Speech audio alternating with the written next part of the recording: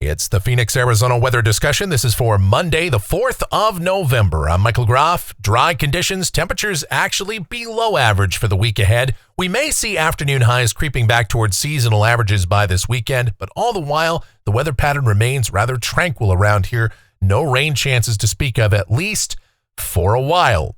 All right, let's get into it here. First, we'll show you those final climate stats from the month of October. As we promised you on Friday, here they are. And yes, of course, it was the warmest October on record, both from the perspective of the average high temperature, the average low temperature, and the overall mean for the month. One for the record books for sure. Until next October, maybe. Who knows? Hopefully not, though.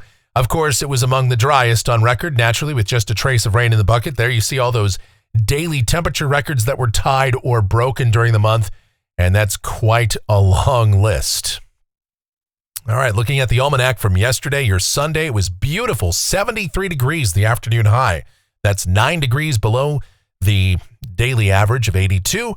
The morning low temperature, 58, right about where we ought to be for this time of year.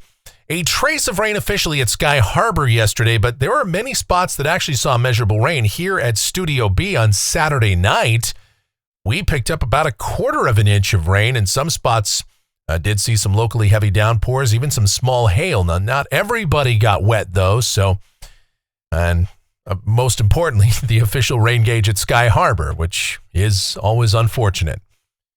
All right, as we take a look outside right now here, just before 11 a.m., we've got sunny sky. It's just a beautiful morning out there, 64 degrees at Sky Harbor. How about that? Dew points at 21, humidity 19%. So, of course, it's very dry. The winds are light, and the barometer is steady. The upper-level weather pattern across the nation right now, it's a high-amplitude pattern. Look at this big trough out here in the west, and that's why we have these temperatures well below seasonal averages. As that trough makes its way toward the plain states, that's going to result in severe weather, and we had plenty of that over the weekend. A number of tornadoes across Oklahoma, some flooding problems, and that'll be the focus for some strong storms again today, right around the Arklatex region. Satellite picture shows you that the clouds are clearing out here across Arizona. Everything's pretty quiet, but there's that storm all wrapped up just off to the east of us. And again, that's going to be the focus for showers, thunderstorms, and some strong storms. The watch warning map, we've got flood watches, of course, across parts of North Texas, Oklahoma, some of the adjacent areas, flood advisories too. North of us, way up there across parts of Montana, those are blizzard warnings. We've got winter weather advisories, winter storm warnings up there as well. Yes, it is the season now where you start to see those snow totals piling up. And eventually, maybe we'll see some of those winter storms coming down our way. All right, in the meantime, convective outlook for today. You've got the enhanced risk of severe storms around Oklahoma City and Tulsa, and again, right around the Arklatex region, the Red River of North Texas there. And again, the broader severe weather risk from the Rio Grande up to right around St. Louis. And again, we could, especially in that enhanced risk, we could see some tornadoes today. And we don't want to see any more of those because, boy, they got absolutely hammered by a tornado in the middle of the night over the weekend across southeastern parts of Oklahoma City. That was a bad one. I'll have to see the National Weather Service survey and see what the intensity of that tornado was, but it looked pretty bad. All right, the tropics and the Atlantic Basin, things kind of interesting. We've got Patty, that's fizzling out. That's approaching Portugal. That's now just a post-tropical system. It's just a weak little remnant low. It'll bring some rain over that way. Then we've got Tropical Depression number 18 out there in the Caribbean. And there's some forecast uncertainty as to how this will evolve. But as it stands right now, the official track for the National Hurricane Center, this is the official forecast here, brings it up to a hurricane, a minimal hurricane, as it crosses over the western tip of Cuba and into the eastern Gulf of Mexico. This may bring some pretty strong winds to the Florida Keys, but as it continues to move into the Gulf, now we're into the month of November, and the sea surface temperatures are cooling off quite a bit, and so it's going to encounter cooler waters as it approaches the Gulf Coast of the United States, and that should help to weaken this system a bit, not to mention it's going to be encountering some rather strong shear. So this system may fizzle out entirely before it gets to the coast of the United States. And nonetheless, of course, we're going to watch it, but this is probably just going to be a big rainmaker for the southeast U.S., and that's not necessarily a bad thing, at least for Mississippi and Alabama. Those areas have been abnormally dry for the last couple of months, so they could certainly use the rain. But of course, this is one idea that's on the table. Let me show you the modeling on this. This is the tropical models, the ATCF set on tropical depression number 18. Pretty good agreement, bringing it up into the Gulf there, toward the Gulf Coast, Louisiana, Mississippi area. The GFS ensemble pretty much on board with the same thing. However, let me show you, this is the European ensemble, and it actually kind of, there are a number of members that hook this pretty good to the left here and keep it more toward the southwest Gulf of Mexico. And a lot of these models still fizzle it out before it gets to the U.S. It's just a matter of where this goes. Right now, the European is the clear outlier in this, and it really depends on how this plays out. We can't rule out any of these model solutions right now, but it sure looks like this will make its way closer to the Gulf Coast as opposed to the southwest Gulf. Obviously, we'll watch this, but conditions over the Gulf of Mexico are not favorable for rapid intensification. We're just late in the season now, and that's probably not going to happen. This could become a minimal hurricane for a time, though, so keep that in mind, but then it should weaken as it gets toward the northern part of the Gulf of Mexico. Even if it goes this route toward the western Gulf, it will weaken out that way as well, and again, it will encounter quite a bit of shear. All right, closer to home, the precipitation outlook. This is valid through Monday morning of next week. Rain amounts in Phoenix, nothing. Statewide, not much to be found. A little bit of rain today over eastern Arizona, and maybe later this week we could see kind of a glancing blow from a storm that cuts across the Four Corners, which will usher in another round of cooler air for us. But in terms of precipitation, not much to be had. And we'll talk about why that is right now as we get to the models, see what the future may hold. Here we go. This is the GFS.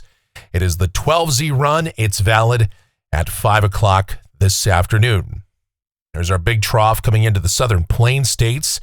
And again, that's the focus for showers and storms today. And what it means for us with that dry northwesterly flow down at the surface for the rest of the day today, sunny and gorgeous. Highs, I'd say low 70s, maybe mid 70s. Just a beautiful day.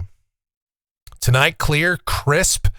Overnight lows well down in the 40s in some spots, many spots. Low 50s for the urban core, and then tomorrow it's more the same. Highs, low to mid 70s. Mostly sunny sky. Wednesday, same thing. Mostly sunny. Low to mid 70s. See some breezes picking up in the afternoon, especially across northern Arizona, because here comes this next wave cutting on down through the Intermountain West. This is moving over land. It doesn't have a lot of moisture with it, but it may bring a couple of showers across the Four Corners region, maybe northeast Arizona, the eastern rim Wednesday night. We'll see, but for us, that's not going to amount to much, except what it will do by Thursday is we will see somewhat cooler air in here again. High temperatures may stay in the 60s on Thursday. That's obviously well below seasonal averages. We'll be about 10 degrees or so below average. So that's looking pretty good. And again, it's going to be a cool night. Thursday night, Friday morning, pretty good chance some spots dip into the upper 30s. Yeah, out there, maybe North Scottsdale, up on the McDowell Mountains, the outlying areas of greater Phoenix. Yeah, upper 30s. Elsewhere, we'll be in the 40s. So this will be the coolest night we've had in quite some time around here. But I'm looking forward to it. Should be great. And then the day on Friday looks nice with high temperatures. Again, upper 60s and low 70s. Gorgeous. The weekend is looking perfect too. Sunny sky on Saturday. How about low to mid 70s? Now, Sunday will warm it up mid to upper 70s. This is back closer to where we ought to be for this time of year. But again, not bad. The air is dry. Hardly any clouds to be found. Just a perfect weekend. I mean, if you like sunny sky. Now, me, I'm more of a fan of cloudy weather and rain, but we're not going to see that. If you're fans of that, you're going to have to go up to the Pacific Northwest, and even there, you're going to have to wait a while. But as we go out to a week from today, this is Monday, the 11th. got another trough coming toward the Pacific Northwest. Keep an eye on that. Southwesterly flow around here looks quiet. Going out 10 days. This is Wednesday the 13th. Now, the GFS does show something interesting. A piece of energy breaks off from the main flow and kind of cuts around and stays well to the southwest of us in the early part of next week and then starts to move our way as this little closed low. And in this scenario, should this happen, and I would say this is unlikely, but it is possible, we would start to see an increase in moisture, and there is the potential for some unsettled weather with a feature like that. But again, this is 10 days out, and I guarantee you things are going to change quite a bit between now and then.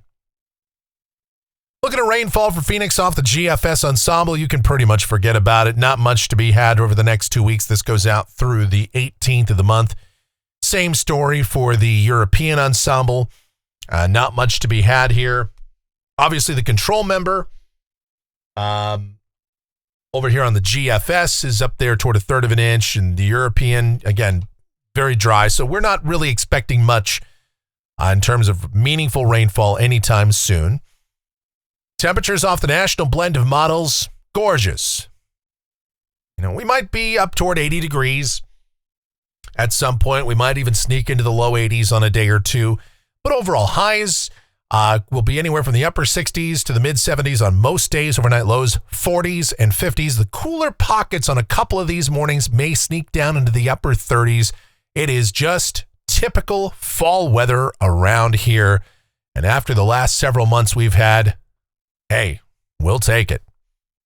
And that's going to do it for the Phoenix, Arizona weather discussion for today. My next video is due back here tomorrow morning. Should you happen to enjoy these videos, then be sure to subscribe, like, share, click that notification bell, leave those comments, questions, and suggestions. If you really like what we do here, then click that thanks icon below the video here on YouTube. Make those monetary contributions to us that way, or you can donate via PayPal. groffshow@gmail.com is the PayPal address. It's groffshow@gmail.com for PayPal. The executive producer of the Phoenix, Arizona weather discussion is my one and only, the sweetest of all time, the Asian sensation and proprietor of SweetChildAZ.com.org and the Facebook page of the same name, Sweet Child Arizona. Talking about my Michelle. Check her out. Check out everything Michelle related linked up down in the description. And of course, check out something that's Michelle and Mike related. It's our streaming station available 24/7, 365. It's called KMGX, whereupon we play a ton of music and have a lot of fun with that. Give that a listen. You can go to KMGX.com and listen to it directly that way, or via any of the other outlets that are listed down in the description. All right, thank you guys so much for watching. All of your continued support, so greatly appreciated. Please be safe, stay cool, stay hydrated out there, and have yourselves I know, why am I saying stay cool, stay hydrated? I mean, it's going to be in the 70s, but again, old habits die hard. What can I say?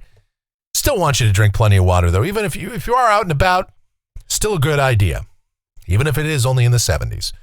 All right, have yourselves a great rest of your Monday.